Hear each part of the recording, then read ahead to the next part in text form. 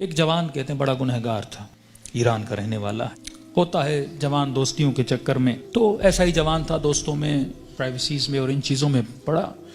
جب والدین نے زیادہ پوچھنا شروع کیا تو اس کو پتا تھا اب گھر میں تو یہ میں کام نہیں کر سکتا، نشے کا عادی ہو چکا تھا، تو اس نے ماں باپ کو چھوڑا۔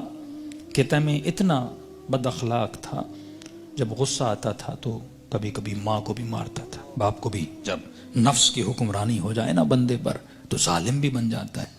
کہتا الگ میں نے فلیٹ لیا، ایک گاڑی تھی، میں اس سے مسافر اور پیسنجرز اٹھاتا تھا ایران میں، جو دن میں کمائی ہوتی تھی، رات کو نشہ، گناہ، فحاشی۔ کہتے ہیں محرم کا مہینہ شروع ہوا، ایام محرم آئے، 6 دن گزر گئے، میرے دوست نہیں آئے۔ میں نے فون کیا کیوں نہیں آئے، انہوں نے کہا کہ مصیبت کے دن ہیں، ایام ازاں ہیں، ہم گنہگار ہیں لیکن کم از کم 10 دنوں میں ہم احترام کرتے ہیں۔ تو کہتا میں غصے سے دوستوں کو آنے کی ضرورت نہیں ہے، میں نے گاڑی نکالی اور راستے کو جا رہا تھا، مسافر اٹھاتے اٹھاتے رات بہت لیٹ ہو گئی تھی، اس راستے پہ ایک میں نے لڑکی کو کھڑا ہوا دیکھا، اسے میں نے گاڑی میں بٹھایا، کہاں جانا ہے، کہا سیدھا جانا ہے۔ آگے چلتا گیا، اچانک نفس نے غلبہ کیا، گناہ نہیں کیا تھا اتنے دنوں سے، ذہن میں خیال آیا اکیلی خاتون گاڑی میں ہے، نیت گناہ کی، گاڑی کو میں نے موڑا۔ یہ جوان بچی محجب کہنے لگی کہاں جا رہے ہو، مجھے تو سامنے جانا ہے۔ میں نے وہی گناہ والے جملے بولے، اسے دعوت گناہ دی۔ کہ بچی رونے لگی تو کیسی باتیں کر رہا ہے، اس نے کہا میں نے تو ارادہ بنا دیا ہے۔ کہتا مجھے واسطے دینے لگی، اب اکیلی خاتون کیا کرے، اسپیڈ سے میں گاڑی چلا رہا ہوں، دروازے لاک ہیں۔ کہتا مجھے واسطے دینے لگی، ظاہر ہے ایران تو مطلب دونوں شیعہ ہیں نا۔ کہنے لگی تجھے حسین کا واسطہ، تجھے مولا علی کا واسطہ، تجھے امام زمانہ کا واسطہ، ایرانی حضرت عباس کا بڑا احترام کرتے ہیں، تجھے ابو الفضل کا واسطہ۔ کہتا میں نے کچھ بھی نہیں سنا، میں نے کہا یہ چھوڑ دو عقیدے کی باتیں، فلاں کا واسطہ، فلاں کا واسطہ، کس نے دیکھا ہے۔ کہتے آخر میں اس نے ایک جملہ کہا جس سے میرا وجود کانپ گیا۔ کہا تجھے نہیں پتا میں کون ہوں؟ کہا میں سمجھا بولے گی فلاں پولیس والے کی بیٹی ہوں، فلاں افسر کی بیٹی ہوں، یہ ہو وہ ہوں۔ میں نے کہا کون ہوں؟ کہا میں سید زادی ہوں، تجھے واسطہ میری دادی زہرا کا، میرا ادب نہیں کرتا، میری دادی کا ادب کر۔ کہتے پتا نہیں ایسا کیا ہوا۔ میں نے گاڑی روک لی، میں نے کہا کہاں جانا ہے؟ کہا مجلس پہ جا رہی تھی، امام برگاہ پہ اتار دو۔ کہتا میں نے جا کے اتارا، پورے راستے میں خاموش رہا، سمجھ نہیں آ رہی تھی، ایک خوف سا میرے وجود پہ طاری ہو چکا تھا۔ کہتا یہ خاتون گاڑی سے اتری اور جب جانے لگی تو مجھے کہنے لگی کہ اے جواں میں مجلس میں جا رہی ہوں، تیرے لیے دعا کروں گی، تو گناہ کرنے پہ آتا تجھے کون روکتا، میں اپنی دادی زہرا سے تیری سفارش کروں گی۔ میں نے سارے واسطے دیے تو روکا نہیں، لیکن جب تم نے میری دادی کا نام سنا تو رک گیا۔ اہل بیت فرماتے ہم بڑا احترام کرتے ہیں اس بندے کا جو ہماری دادی کا احترام کرے۔ یہ جوان کہتا ہے میرے وجود میں گویا ایک انقلاب سے، ایک عجیب سی سچویشن تھی، بس دل کر رہا تھا میں روں۔ کہتا جہاں میں نے اس کو اتارا تھا وہ میرا محلہ تھا، میرے ماں باپ کا گھر تھا، کئی عرصے سے میں آیا نہیں ان کو دیکھنے کے لیے۔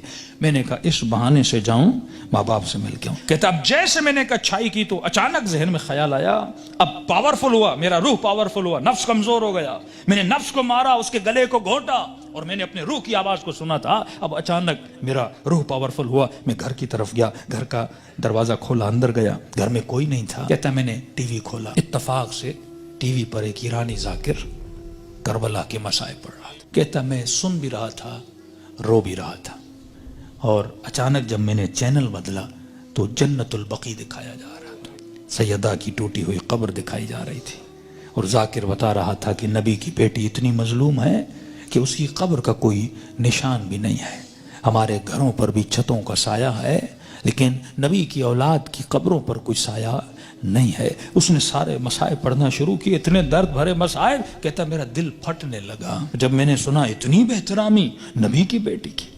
تو کہنے لگا سیدہ میں اتنا بڑا گنہگار ہوں لیکن میں نے آپ کی بیٹی کا احترام کیا، ایسے تھے جنہوں نے نبی کی بیٹی کا احترام نہیں کیا۔ کہتا اب جب رونے لگا تو مجھے اپنے گناہ، اپنی خطائیں، اپنی بدکاریاں سب یاد آنے لگی، جتنی میری اندر کی کثافتیں تھیں گویا کسی نے سامنے لا کر کھڑی کر دی تھی۔ اب میں رو بھی رہا تھا، اللہ سے معافیہ بھی مانگ رہا تھا، اتنے میں میری ماں گھر آئی، جس ماں کو مارتا تھا۔ اتنے سالوں کے بعد جب ماں نے مجھے دیکھا، کہتا جیسے مجھے دیکھا تو دیکھا میں رو رہا تھا، کہتے جیسے مجھے دیکھا تو بڑے پیار سے میرے ماتھے کا بوسہ دیا اور کہنے لگی رضا تو وہ نہیں جو یہاں سے گیا تھا، مجھے بدلا بدلا لگ رہا ہے۔ تو میں نے رو کر کہا کہ اماں مجھے سیدہ نے بدل دیا۔ کہتے معافی مانگنے لگا، ہاتھوں کا بوسہ لیا، ماں کے قدموں پہ گرا کہ اماں مجھے معاف کرنا، میں بہت برا تھا۔ جب میں زیادہ رونے لگا تو ماں نے کہا بیٹا یہاں نہیں رو، امام بارگاہ میں مجلس ہو رہی ہے، معصوم کا فرمان ہے کوئی بھی دنیا کی مصیبت آئے نا ایسے نہ رویا کرو، بیوی چھوڑ کے جاتی ہے، بچے بدتمیزی کرتے ہیں، رزق میں پریشانیاں آتی ہیں، بندے کا دل کرتا ہے روم، کہتے ایسے اپنے آنسوؤں کو ضائع نہ کیا کرو، ذکر حسین کو یاد کیا کرو، مصیبت اہل بیت کو یاد کیا کرو، ان آنسوؤں کی قیمت بڑی ہے، ان کو ایسے ضائع نہ کیا کرو، غم حسین میں، مناجات خدا میں، توبہ میں بہایا کرو۔ تو ماں نے کہا حسین کی مجلس میں جاؤ، کہتا ہے اتنے سالوں کے بعد جب محلے میں گیا تو محلے داروں نے دیکھا ارے وہ جوان جو اتنا گمراہ تھا آج ذکر حسین میں رو رہا ہے، اس کی زندگی میں انقلاب بپا ہو گیا۔ کہا کہ جب سے گیا، اس کی ماں کہتی ہے یہ خادم بن گیا حسین کا، یہ عزاداروں کے برتن دھوتا، کبھی جوتیاں بناتا، کبھی وہاں پہ ان کے لیے چائے رکھتا، دن رات خدمت کر رہا ہے کہ پورے محلے نے گواہی دی کہ یہ اس سے سچا عزادار ہم نے دیکھا نہیں ہے۔ کہتے ہیں 1-2 مہینے گزرے، ایک قافلہ بنا کربلا جانے کے لیے، تو لہٰذا اس قافلے سالار جو تھا، مسجد کا ہیڈ بھی تھا، پریزیڈنٹ بھی تھا، اس نے اسے بلایا کہ رضا ادھر آ، ایک جوان کو ہمارے ساتھ چلنا تھا جو ہیلپر تھا لیکن وہ بیمار ہو گیا ہے، میں اتنے دنوں سے سوچ رہا تھا کسے لے کر جاؤں اس کی جگہ پر، اچانک ذہن میں خیال آیا تجھ جیسا نیک جوان ہے، اسے لے جاؤں حسین کی زیارت پہ۔ کہتا جیسے میں نے سنا میں رونے لگا، میں نے کہا مولا حسین کچھ دن نہیں ہوئے آپ کے قافلے میں آیا ہوں، اتنی جلدی آپ نے مجھے اپنی زیارت پہ بلا لیا۔ کہا مولا حسین کی زیارت کی، توبہ کی، واپس آیا، پھر ایک قافلہ حج کے لیے نکلا۔ کہ رضا قافلے والے اور محلے والے بول رہے ہیں جب تک یہ جوان چلے گا تو ہم چلیں گے، کیونکہ ہم نے اس سے اچھا خادم نہیں دیکھا، اس سے اچھا محبت کرنے والا نہیں دیکھا۔ کہ تب تو پاؤں سے زمین نکل گئی کہ سیدہ اپنے بیٹے کی زیارت بھی کروائی، اب اپنے جنت البقیع بھی مجھے بلا لیا۔ کہ اتنا بڑا شرف مجھے ملا، گویا زندگی بہار بن چکی تھی۔ جب سب کچھ کر کے واپس آیا، اس کے محلے کا ایک نیک متقی پرہیزگار تاجر تھا، بزنس مین تھا، وہ اس کے باپ سے ملا، کہنے لگا کہ میں اتنے دنوں سے دیکھ رہا ہوں ایک جوان میں اتنا انقلاب آ جائے، مجھے سمجھ نہیں آ رہا، مطلب یہ ارادے کا اتنا مضبوط ہے، یہ اور بن چکا ہے، میں چاہتا ہوں کہ اپنی بیٹی کا رشتہ اس سے کرواؤں۔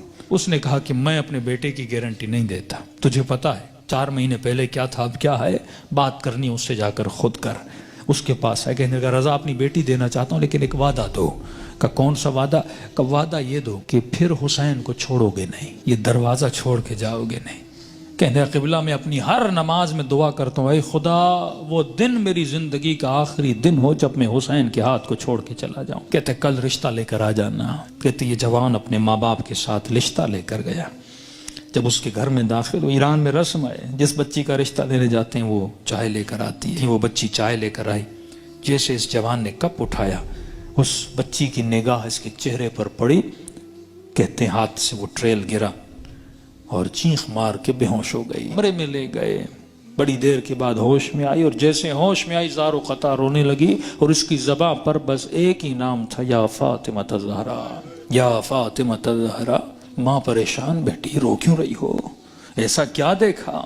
یہ جوان پریشان، اس کے ماں باپ پریشان، ایسا کیا ہوا؟